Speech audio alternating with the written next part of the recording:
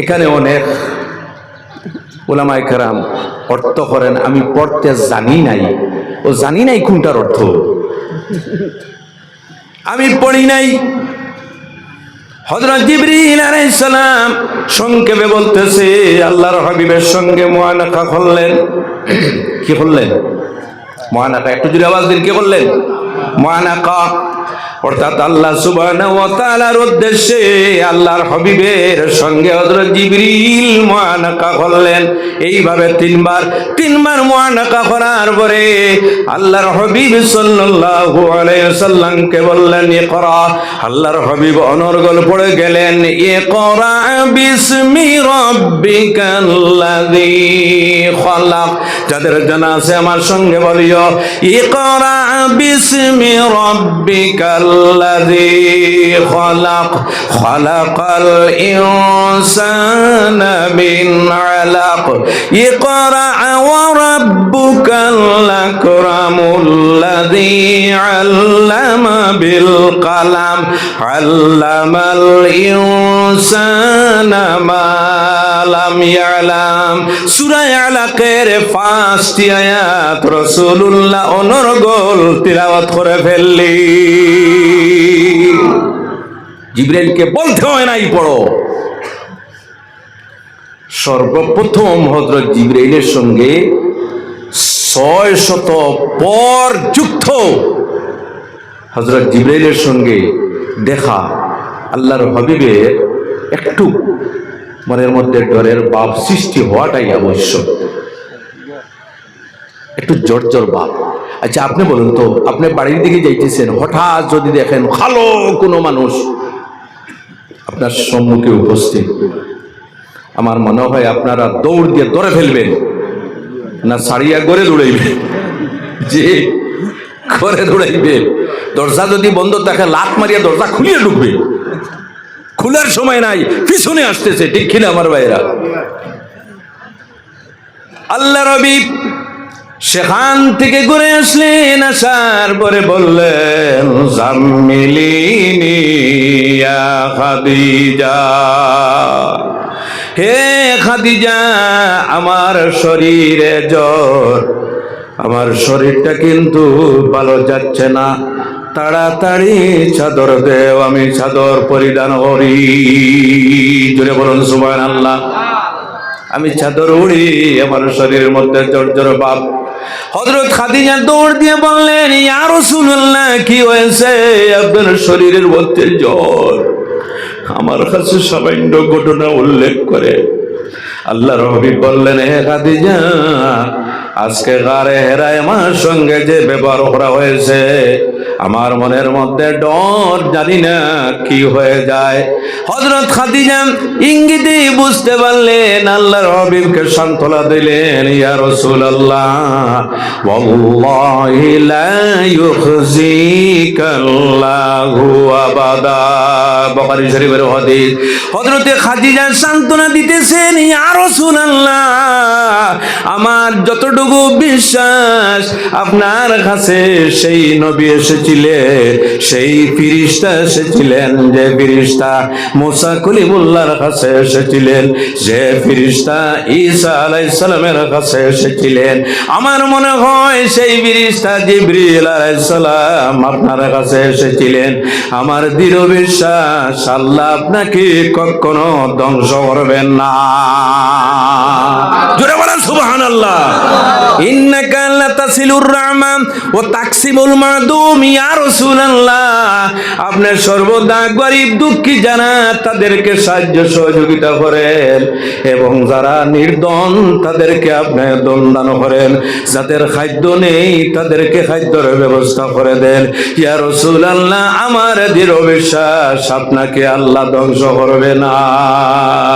কিন্তু সেই খাদিজা যেভাবে রাসূলুল্লাহর সেবা করেছিলেন, আল্লাহ সুবহানাহু ওয়া তাআলা হযরত খাদিজাকে সেই প্রতিদান আল্লাহ দুনিয়াতে দান করে দিয়েছে।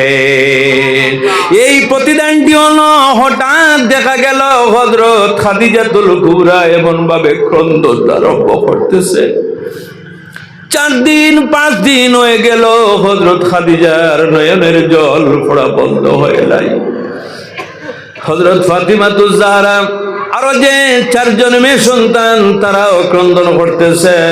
আম্মা জানের কি হলো, হঠাৎ ক্রন্দন করতেছে? আপনারা নিজে বলেন তো, বাড়ির মধ্যে মা যদি ক্রন্দন করেন, তাহলে ছেলে সন্তান মেয়ে সন্তান যারা আছে তারা নিশ্চয়ই ক্রন্দন করবে।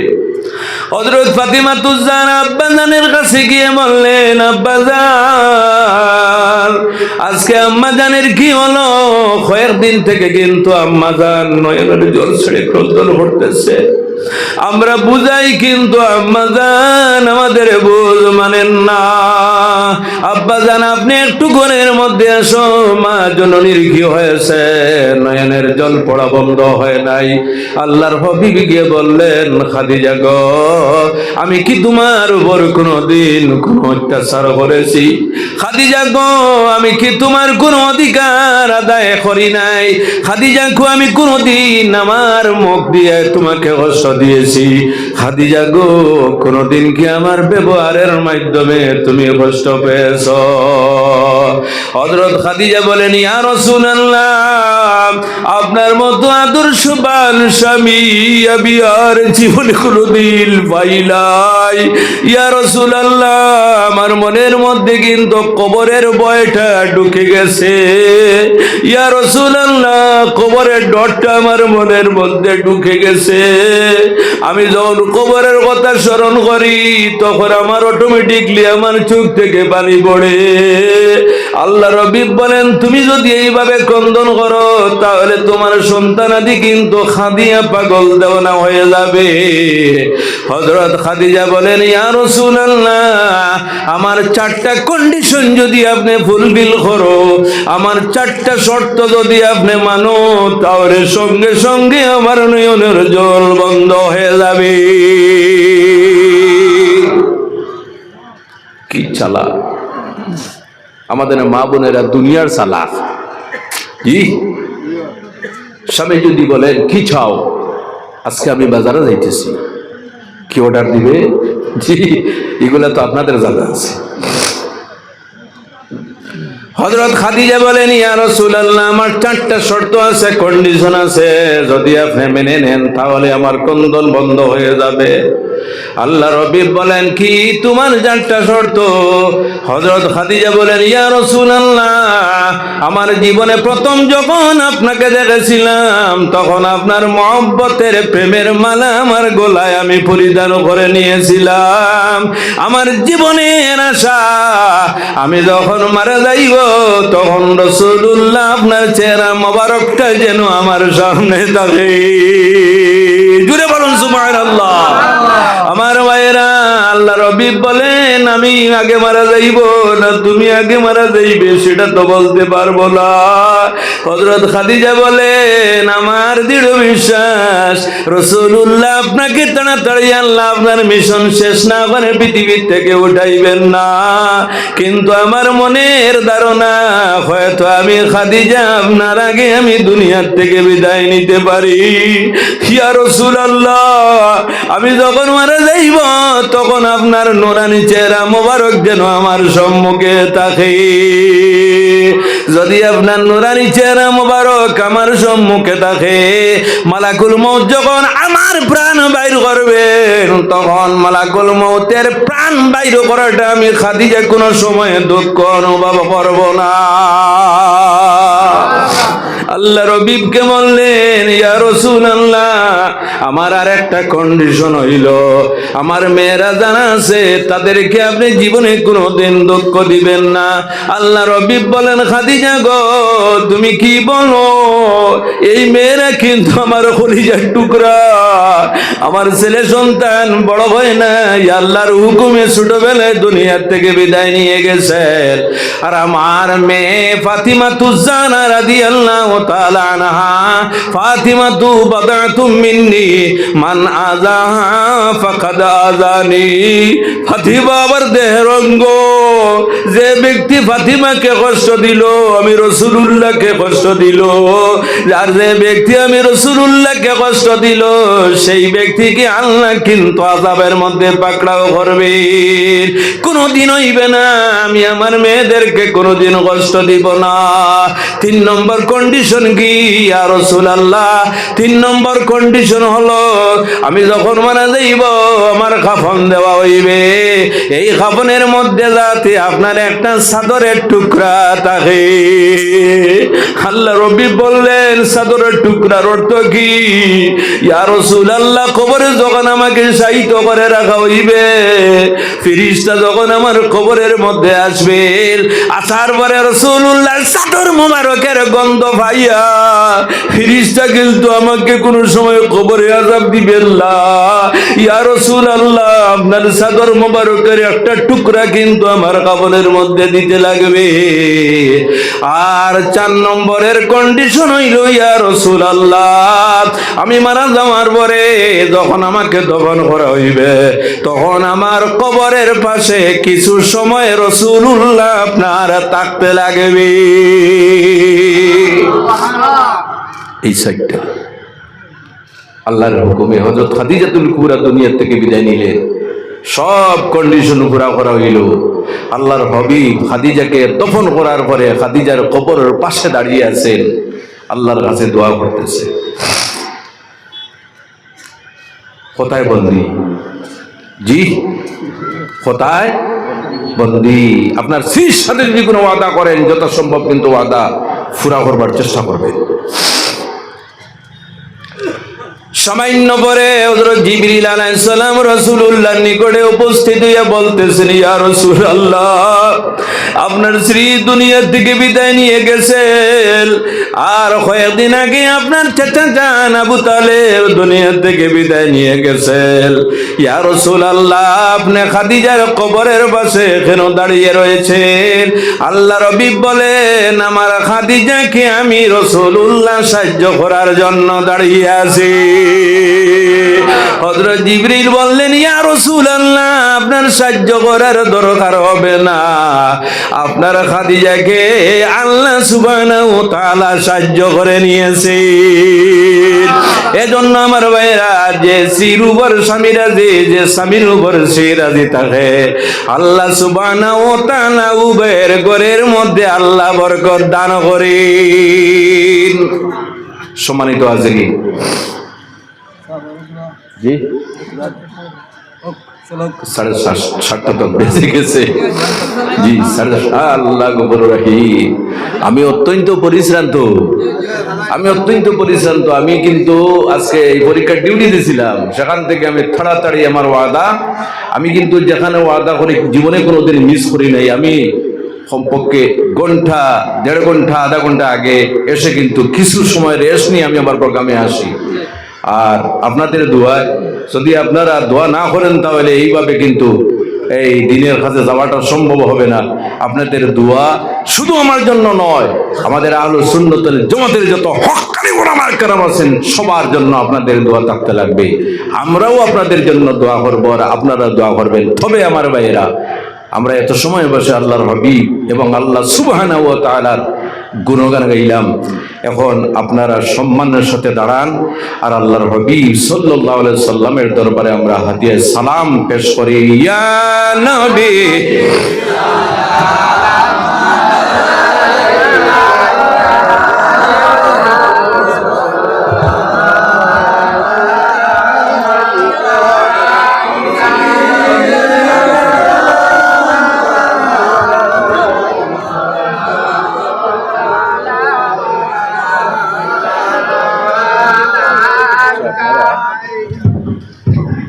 আমি মুস্তাফা জানের রহমত বলবো আমার সঙ্গে আপনারা পড়বেন। মুস্তাফা জানের রহমত পেলা গো সালাম শবে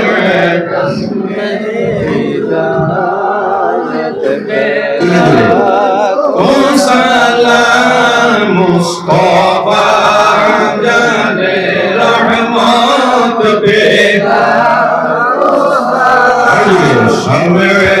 बस में हिदायत बेकार को सलाम। हम गरीबों के आका पे बेहद दुरूद, हम फकीरों की सरवात पे लाखों सलाम। मुस्तफा जाने रहमत पे लाखों सलाम। शम्ए बज़ में हिदायत पे लाखों सलाम। जिसके माथे शफाअत का सहरा रहा, उस जबीन सआदत पे लाखों सलाम। मुस्तफा जाने रहमत पे लाखों सलाम। शम्ए बज़ में हिदायत पे लाखों सलाम।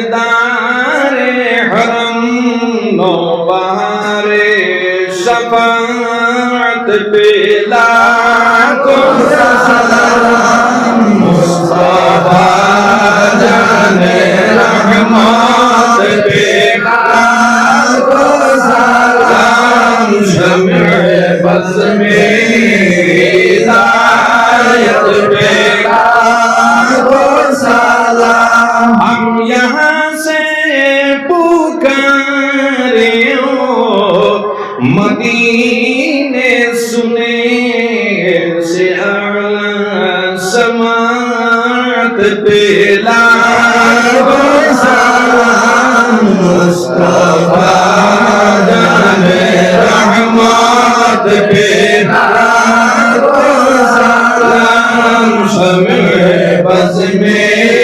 हिदायत पे लाखों सलाम। हमारे नबी हम उनके उम्मती, उम्मती तेरी किस्मत पे लाखों सलाम। मुस्तफा जाने रहमत पे लाखों सलाम। शम्ए बज़ में हिदायत पे लाखों सलाम। शम्ए बज़ में हिदायत पे लाखों सलाम। शम्ए बज़ में हिदायत पे लाखों सलाम। या नबी सलाम अलैया, या रसूल सलाम अलैका, या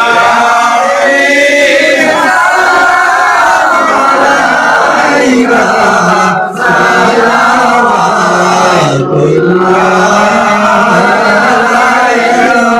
या रसूल व या हबीब अल्लाह।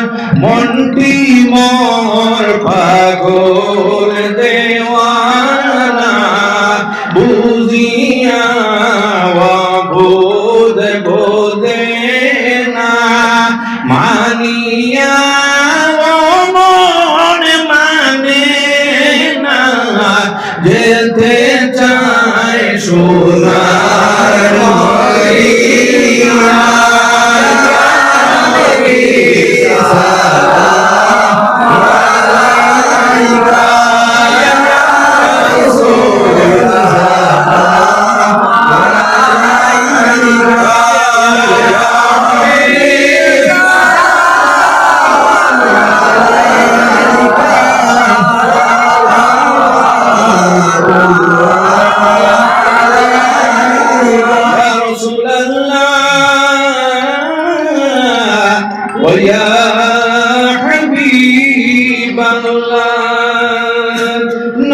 গো দয়া করিয়া মিলাদে হাজির হইয়া দেখাও না পর্দা উঠাইয়া দেখিব নয়ন ভরিয়া সালাম আলাইকা ইয়া রাসূলুল্লাহ সালাম আলাইকা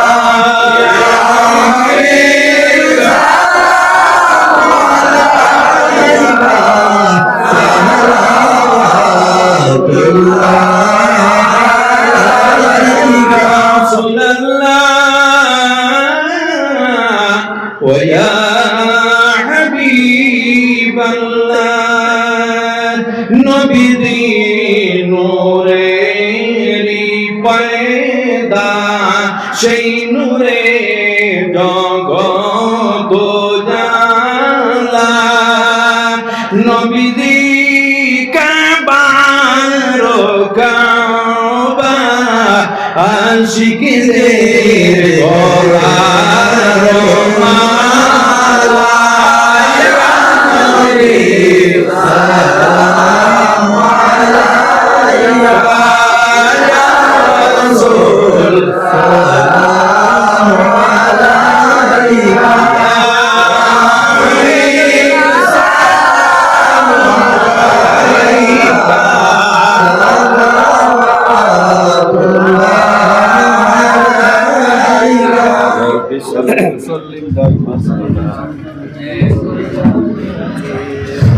على حبيبك خير الخلق كل میں بجر میرے درود و سلام برگزیدہ نبی پر اپنے مدام جرے جرے محمد یا رسول اللہ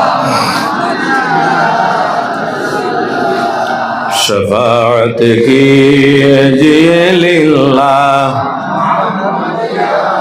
محمد یا رسول اللہ محمد یا شفاعت کیجئے للہ সম্মানিত হাজিরিন আমার কথাবার্তার মাধ্যমে যদি আপনারা কোনো দুঃখ পেয়ে থাকেন তাহলে আল্লাহর ওয়াস্তে মাফ দিবেন আমিন আলহামদুলিল্লাহ রাব্বিল আলামিন ربنا ظلمنا أنفسنا وإن لم تغفر لنا وترحمنا لنكونن من الخاسرين আরহামুর রাহিমিন আল্লাহ যুবক সমাজের উদ্যোগে অক্লান্ত পরিশ্রম করে এত কষ্ট করে আরহামুর রাহিমিন আপনার হাবিবের মাহফিলের আয়োজন করেছেন আয় আল্লাহ আরহামুর রাহিমিন এই মাহফিলের জন্য যারা সাহায্য সহযোগিতার হাত বাড়িয়ে দিয়েছেন আয় আল্লাহ প্রত্যেককে আপনি দুনিয়া আখিরাতের মধ্যে আপনি সাহায্য করিও বিশেষ করে যত যুবক সমাজেরা আয় আল্লাহ অক্লান্ত পরিশ্রম করে এই মাহফিলের আয়োজন করেছেন নিশ্চয় এদের অন্তরের মধ্যে আপনার এবং আপনার হাবিবের মহব্বত আছে রব্বুল আলামিন আয় আল্লাহ তাদের নাম আপনার হাবিবের আশিকদের লিস্টের মধ্যে আপনি লিখে নাও আরহামুর রাহিমিন আয় আল্লাহ এইভাবে যুবক সমাজের মাধ্যমে দ্বীন ইসলামের অনেক কাজ করা যেতে পারে আয় আল্লাহ আরহামুর রাহিমিন তাদের তনের মধ্যে জনের মধ্যে তাদের জবের মধ্যে তাদের ব্যবসা বাণিজ্যের মধ্যে চাকরি নকরির মধ্যে বরকত দান করো আয় আল্লাহ আরহামুর রাহিমিন আয় আল্লাহ আমরা যারা এখানে উপস্থিত হয়ে আপনার এবং আপনার হাবিবের গুণগান শুনলাম আয় আল্লাহ আমাদের বর্ণনা করা এবং আপনার বান্দা গুণের শোনা আপনি কবুল ফরমাও সর্বপ্রথমে আকা নামদার হুজুর নূর সাল্লাল্লাহু আলাইহি ওয়াসাল্লামের খিদমতে আলী ওনার শান মোতাবেক বসিয়ে দাও আয় আল্লাহ আপনার হাবিবের খাতির হযরত আদম আলাইহিস সালাম থেকে আরম্ভ করে আজ পর্যন্ত যারা কবরবাসী হয়ে গেছেন তাদের আর ওয়াক্তিবার উপর সবটুকু পৌঁছে দিয়ে তাদের কবর জান্নাতের টুকরা বানিয়ে দাও আয় আল্লাহ আয় আল্লাহ যাদের মা বাবা জীবিত আছেন হায়াতের মধ্যে বরকত দিয়ে দাও, সন্তানাদি যারা আছেন মা বাবার খেদমত করার ক্ষমতা দিয়ে দাও। আয় আল্লাহ, আয় আল্লাহ আপনার দরবারে নিবেদন করতেছি, জীবনে অনেক ধরনের গুনার কাজ করে ফেলেছি। আয় আল্লাহ, আয় আল্লাহ জানিয়ে গুনাহ করছি, না জানিয়ে গুনাহ করছি, দেখিয়ে গুনাহ করছি, সঙ্গে গুনাহ করছি, সংসারা গুনাহ করছি। আয় আল্লাহ, আয় আল্লাহ গুনার সাগরের মধ্যে ডুবে আছে। আর আমুর রাহিমিন, আয় আল্লাহ আমাদের ভালো জানা আছে আমাদের গুনার সীমা হইতে পারে, কিন্তু আপনার রহমতের ভান্ডারের কোনো সীমা নেই। আয় আল্লাহ আমাদের নাফরমানির সীমা হইতে পারে, কিন্তু আপনার কর্মের ভান্ডারের কোনো সীমা নেই। আয় আল্লাহ আপনার অসীম এবং করমের ভান্ডার দিকে চেয়ে আমাদের জীবনের সমস্ত গুনাহগুলি মাফ করে দাও।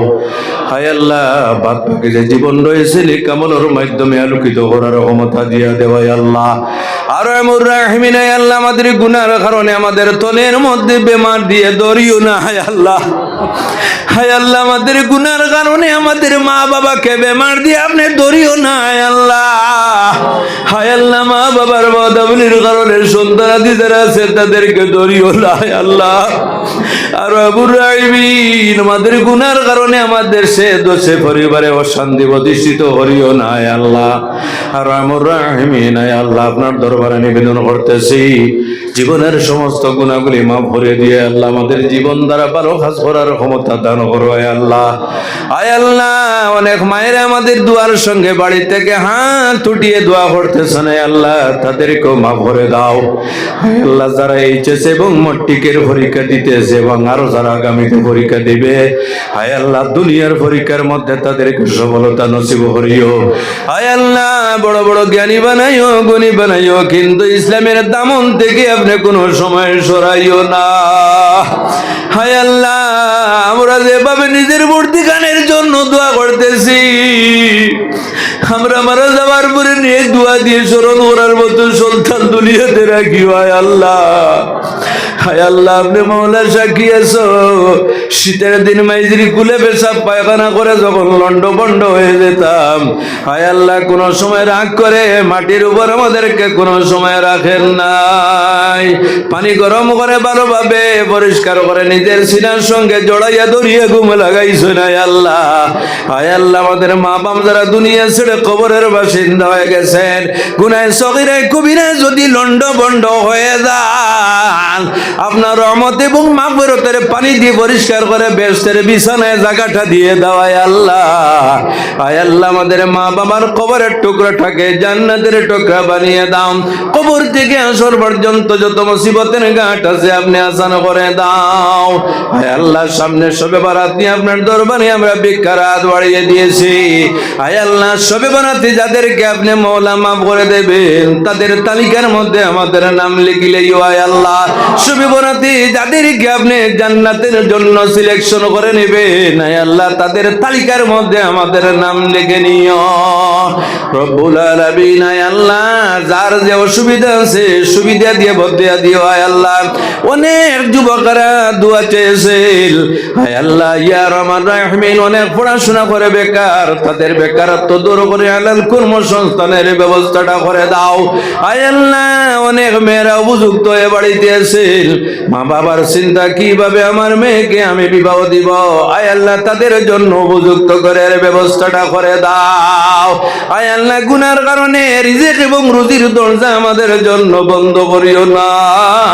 আয় আল্লাহ যদি আপনি আমাদেরকে আযাব দিয়ে কষ্ট দাও তাহলে নবীজি মদিনা শরীফের মধ্যে কষ্ট পাইবে।